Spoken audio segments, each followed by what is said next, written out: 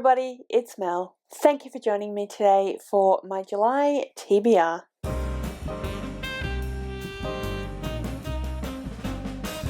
You may be aware that in July, myself and 3 other amazing YouTubers are running the Australian Readathon. And the point of this Readathon is to read books written by Australian authors. We do have a bingo board, although you don't have to use the bingo board. You can just read the one book written by an Australian author in order to count as having participated in the Readathon. But like I said, we do have a bingo board that you can read towards those prompts as well if you would like. The Readathon is running throughout the entire month of July. I will link my announcement video down below so you can go and check that out and get all the information that you will need, including the Discord and everything, like I said, that you'll need in order to participate in the Readathon. My amazing co-hosts will also be linked in the description below. Please go and subscribe to their channels. They are wonderful people, and they are Steph from The Novelty Corner, Meredith from Bin Chicken Books, and Ren from The Reading Ren. So like I said, they are linked down below, so please go and check out their channels and subscribe to them because they are wonderful. There will be some reading sprints running throughout the month, so you will need to be subscribed to everybody to participate in those reading sprints as well if you would like. So, like I said, I'm going to be doing my TBR today. Normally I do my roll of reads to determine what books I'm going to read for the month, but I'm not going to do roll of reads this time because I'm going to do the bingo board instead. I don't think I'm going to read the amount of books that I would need in order to cover every single prompt on this bingo board, because there are 9 prompts, one of which is a free space which you can use to pick a book. I won't be picking a book for that, even for a theoretical TBR, which is what this is. That leaves 8 prompts. I'm not going to read 8 books. It's just not going to happen. However, I wanted to pick 8 books as a kind of pool of potentials for the TBR for the month. So like I said, the aim of the game, as it were, is to read books by Australian authors.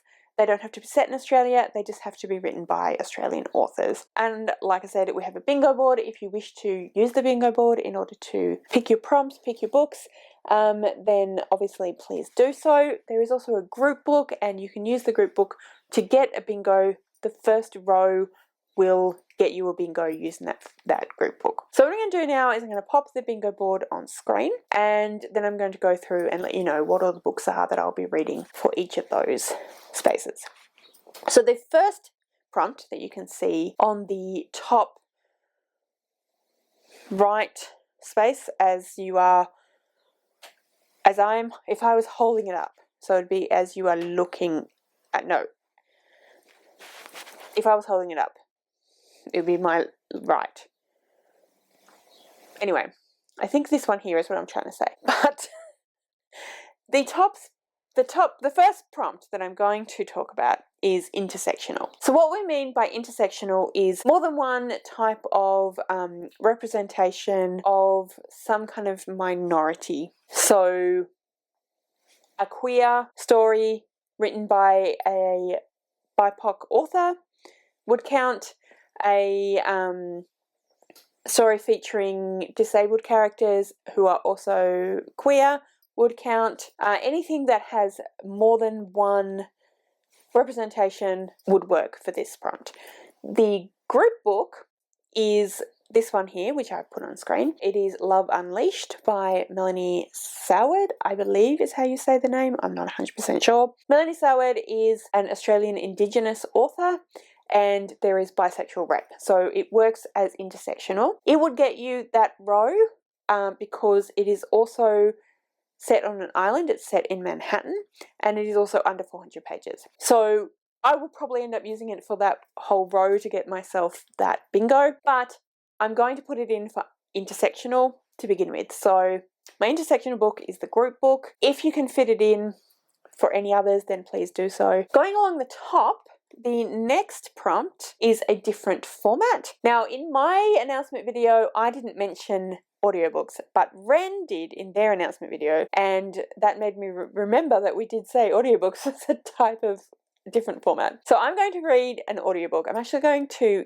continue an audiobook which I'm already reading, and that is The Song of the Crocodile, or Song of the Crocodile by Nardi Simpson. This is a historical fiction / literary fiction. It is also written by an Australian Indigenous author, and we follow Indigenous characters. I'm not sure when it's set, but it's historical, back in the mid-20th century. Yeah, it's about their lives and the racism they encounter and etc. So I'm partway through that book, and I'm going to count it as my, what did I just say? My different format. It does also have a tree on the cover, as you can see, which would mean it would count for a different prompt later if I need to double up again for this one. But anyway, this is my different format. Next one along is randomly selected, so you can do this however you'd like. You can use Goodreads and do a number generator, etc. It's up to you how you randomly pick. I've decided to go with a cat's pick, and I will insert the video of me talking you through that. I did not grab the books that I was going to include, so you'll have to just listen to Mel talk through that when she does the thing with the cats. But the cats are going to pick the book that I read, one of the cats anyway, and I will insert that clip here, and then I'll also just show you what book won at the end to remind you. So we are about to do the cat's pick for random selection. So we have over here, we have Silverborn by Jessica Townsend. This is the 4th book in the Morrigan Crow series, Nevermore series. It's a middle grade fantasy. And we have Angel Mage by Garth Nix, and that is an adult fantasy. Don't know much about it. I think it's a historical fantasy. Sounded good when I bought it. Then we have the 2nd book in the Roland Sinclair mysteries, which is A Decline in Profits by Solari Gentile. So this is a mystery series set in the 1930s in Australia. And then we have Honeybee, which one here by Craig Silvey. This is a contemporary, sort of hard-hitting contemporary set, I believe in the 80s, something like that. In Australia. So yeah, those are the 4 choices. I'm about to get the treats ready for the cats. Apologies for any noises you can hear in the background. That is baby playing with the recycling bin. Anyway, let's get these treats for the cats. What you got? What did you find in the recycling bin? That's not supposed to be in the recycling bin. Okay, so I'm going to try and get a cat in here. It's wet, gushy food that they don't really get very often on cardboard to try and stop them from getting it on the books. Let's see if we can get someone. Jade! Or Peanut? Peanut! Peanut! Peanut! Come here. What's over here? What's Mummy got over here for Peanut? Oh, here she comes. Probably go for the first one. Oh no, maybe not. She's looking for it. Peanut, over here. Yeah, onto books. Looks like it might be Angel Mage. Yes, I'm reading Angel Mage by Garth Nix. I'm going to let her eat them.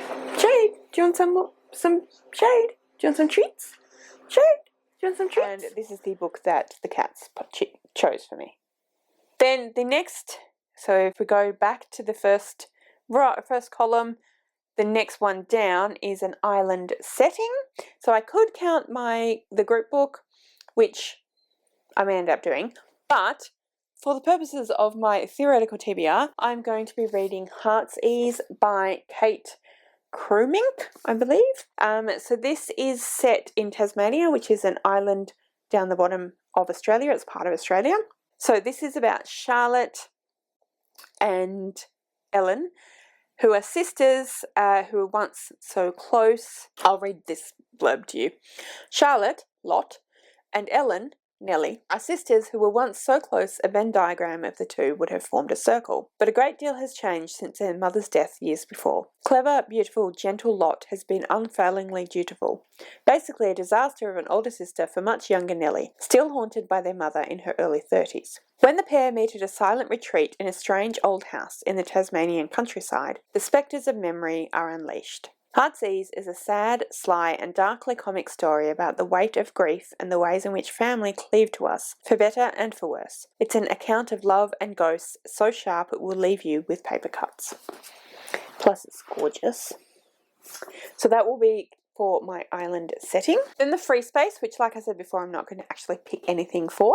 Next up, we have published in 2024/2025, and I don't know if Heart's Ease would work for that, should I need it to. Let me just check.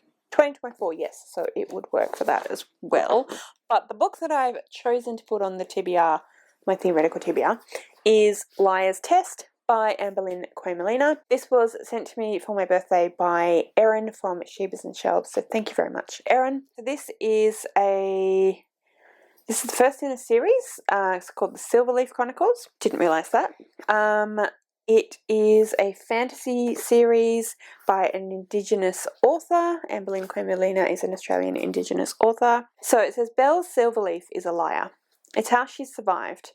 It's how all tree singers have survived since they were invaded by the Ricin and their fickle gods. But now Belle is in the Queen's test. She's one of 7 girls competing in deadly challenges to determine who will rule the Risen Kingdom for the next 25 years. If Belle wins, she'll have the power to help her people and take revenge on the Risen. But first she has to make it through the test alive. I've loved books by Amberlynn Quamelina before, so I'm really excited to read this one. And it's not too thick, so hopefully I'll get to it. Next, the last row, starting from the far side, again, under 400 pages. I didn't pick a book for this, but like I said, the group book will work for this, and either of these two should work for this as well. Let me just check. Yes, 255, 287. So they both will work for this one. I don't know why I didn't pick a book for that, but I'm not going to read 8 books. So let's just say one of those books will have to be doubled up and will count. So yeah, any of those will work.